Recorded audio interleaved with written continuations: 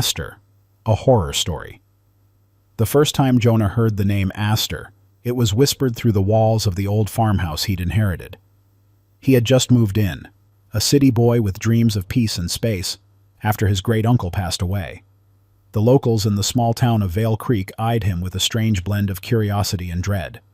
No one had lived in the house for over a decade, not since it happened. "It's just an old house," Jonah told himself. "Creaks and groans are natural." But the walls whispered at night. The name came first. Aster. Soft. Feminine. Almost floral. Like a ghost that didn't know it was dead. The farmhouse stood at the edge of dense woods, surrounded by wildflowers and silence. Jonah had never known his great-uncle Thomas well. The man was a recluse, a myth, some said, mad with grief after losing his daughter. The townspeople didn't speak much about her, only that her name was Aster, and she vanished at 8 years old. Jonah stumbled across the girl's room while exploring the attic. Everything was preserved. Her dolls still sat in a neat line on the windowsill, and her tiny shoes rested beside the rocking chair that swayed without wind. A faded drawing hung on the wall. A crayon portrait of a smiling family, mother, father, and a stick-figure girl in a purple dress. Something in the eyes of that crayon figure made Jonah's stomach knot. That night, the whisper came again. Aster? At first, Jonah thought it was a dream, but dreams don't leave muddy footprints on wooden floors. He followed them from the attic door to the cellar, where the air turned colder than a January grave. The cellar door, heavy with rust and memory, groaned open. Aster had been here.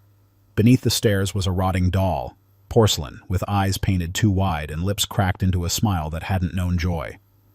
A tag around her neck read, "My name is Aster. Hug me forever." Jonah didn't touch it. The next few days blurred. Jonah tried working from home, pretending the house wasn't playing tricks on him. But the lights flickered, the whispers grew bolder, and something moved in the corner of mirrors when he wasn't looking straight.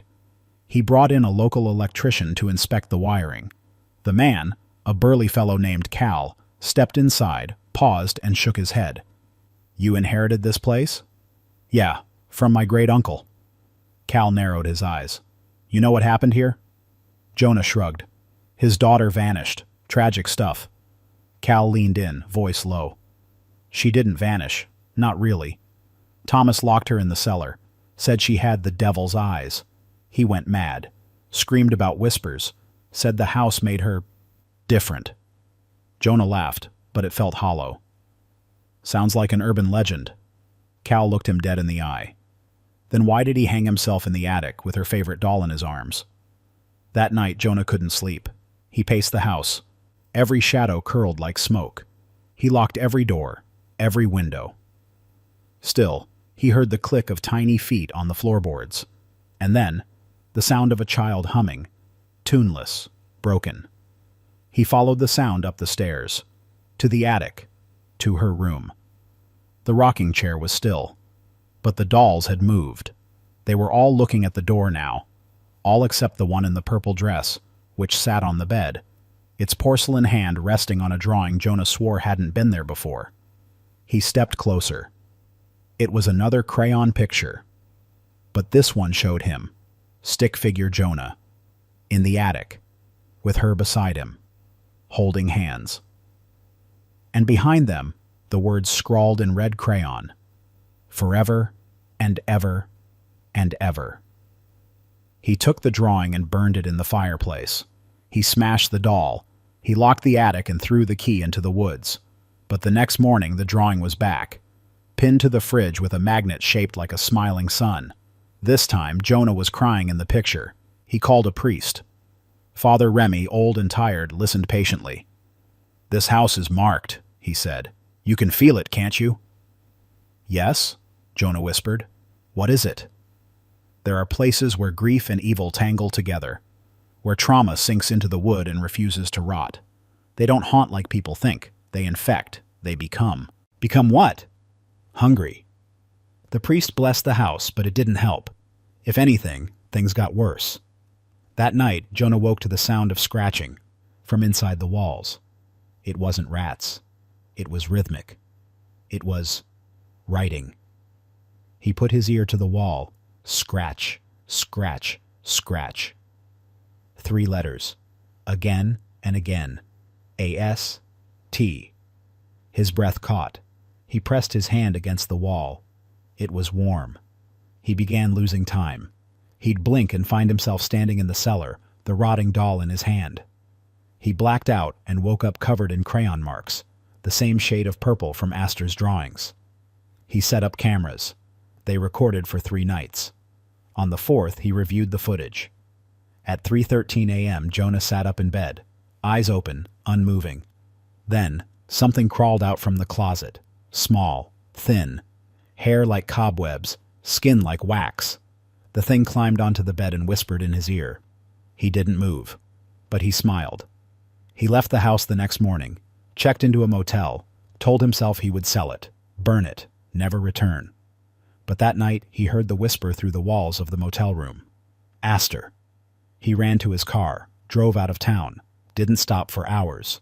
But wherever he went, she followed. In the radio static, in the hum of the motel vending machine, in the drawings children made in parks, of a girl in a purple dress and a man with black eyes. He tried exorcists, psychics, even therapy. They all said the same thing. Whatever she is, she's attached now. You fed her. Jonah didn't understand. She's not a ghost. She's remembrance twisted by grief. You read her name. You opened her room. You gave her attention. That's how she grows. What does she want? They all said the same word. Company. It's been 6 months. Jonah doesn't sleep anymore. He sees her reflection in glass that doesn't reflect him. He dreams of the woods and a tree hung with dolls. He wakes up with drawings under his pillow, new ones. One shows him in a coffin with her peeking over the edge, smiling. He stopped trying to run. Now he waits. Last night he saw her fully, in his room, flesh and not flesh, eyes hollow like the bottom of the sea. Her mouth didn't move, but her voice filled the air. Daddy loved me. You will too. She placed a doll on his chest, porcelain, cracked, wearing a purple dress, and then she climbed inside him. The coroner didn't know what to make of it. Jonah's body was found in the attic, eyes wide open, face frozen in a smile so wide it tore the corners of his lips. His hands clutched a child's drawing against his chest. It showed a house, and 2 figures inside it. A little girl, and a man with a stitched-up mouth. Above them, in crayon, home again.